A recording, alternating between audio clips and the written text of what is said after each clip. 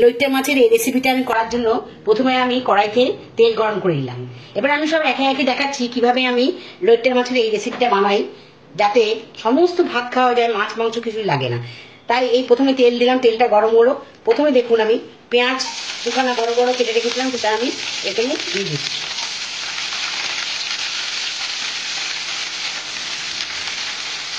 এবার এটা একটু নেড়ে চেড়ে নিচ্ছি। বেশিক্ষণ নাড়তে হবে না, কিছুক্ষণ নাড়লাম।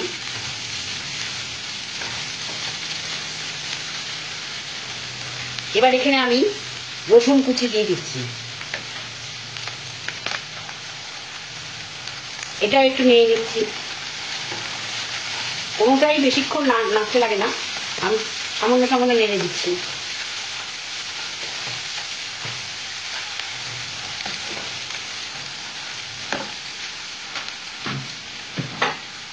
এবার এখানে আমি মূলো কেটে রেখেছিলাম, একটা গোটা বড় সাইজের মূলো কুচি কুচি করে রেখেছিলাম, এটা আমি এখানে দিচ্ছি। ভালো করে ধুয়ে পরিষ্কার করে রেখেছিলাম, একটু নুন মাখিয়ে রেখেছিলাম যাতে এটা নরম হয়ে যায়।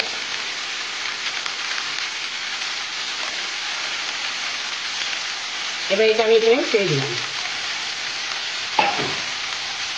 এবার আবার নাড়াচাড়া করছি।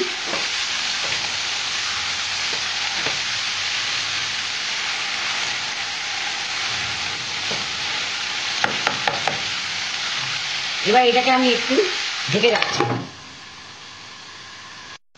এবার আমি খুলে দেখছি কতটুকু হলো নরম।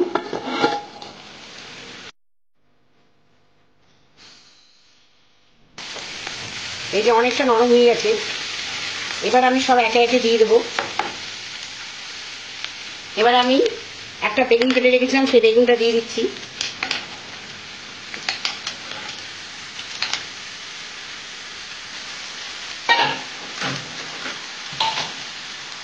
এখানে কিছুটা কাঁচা লঙ্কা কুচি করে রেখেছিলাম, সেটা দিয়ে দিলাম। 4-5টা কাঁচা লঙ্কা কুচি। এখানে টমেটো কুচি করা হয়েছিল,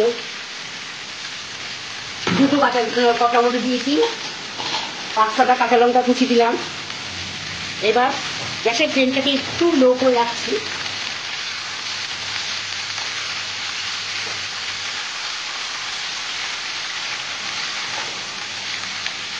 এবার এটা নাড়াচাড়া করে এবার এখানে আমি এই যে লইট্টা মাছগুলো দিয়ে দিচ্ছি।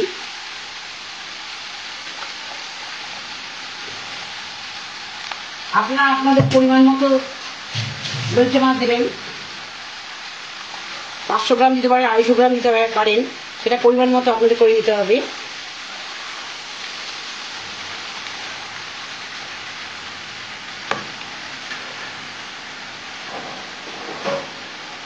এবার এখানে আমি মশলা দিয়ে দিচ্ছি।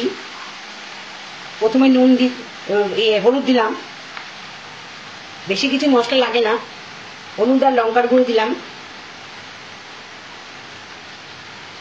লঙ্কার গুঁড়োটা একটু বেশি করে দিতে হবে, এটা খেতে ঝালটা হয়।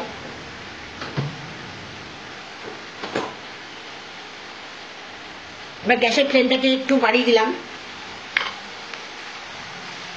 দিয়ে এবার এখানে নুন দিচ্ছি পরিমাণ মতো। নুনটা পরিমাণ মতো দিতে হবে, কারণ লইট্টা মাছে একটু নুন মাখিয়ে রেখেছিলাম। এবার সব একসাথে আমি নাড়ছি।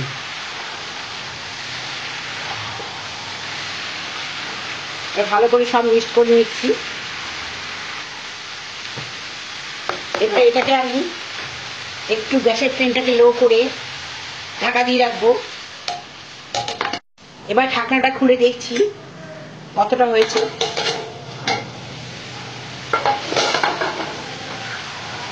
এই সব মিশে যাচ্ছে, দেখুন সমস্ত লইট্টা মাছগুলো এখানে মিশে যাচ্ছে। এবার এই লইট্টা মাছ আর এই যে তরকারিগুলো যেগুলো দিয়েছিলাম, এগুলোকে আমি এরকম করে ভালো করে ম্যাশ করে দিচ্ছি। এই যে মাছ সব ভেজে একদম মিশে গেছে, দেখুন বন্ধুরা একদম মিশে গেছে। এবারে আমি এটা তৈরি করেছি সম্পূর্ণভাবে। এবার এখানে আমি ধনেপাতা ছিটিয়ে দিচ্ছি।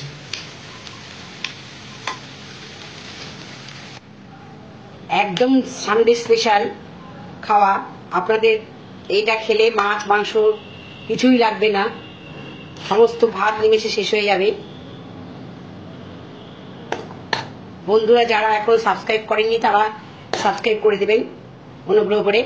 আর যদি ভালো লাগে আমার রেসিপিটা অবশ্যই কমেন্ট করে জানাবেন, শেয়ার করবেন। সবাই খুব ভালো থাকুন।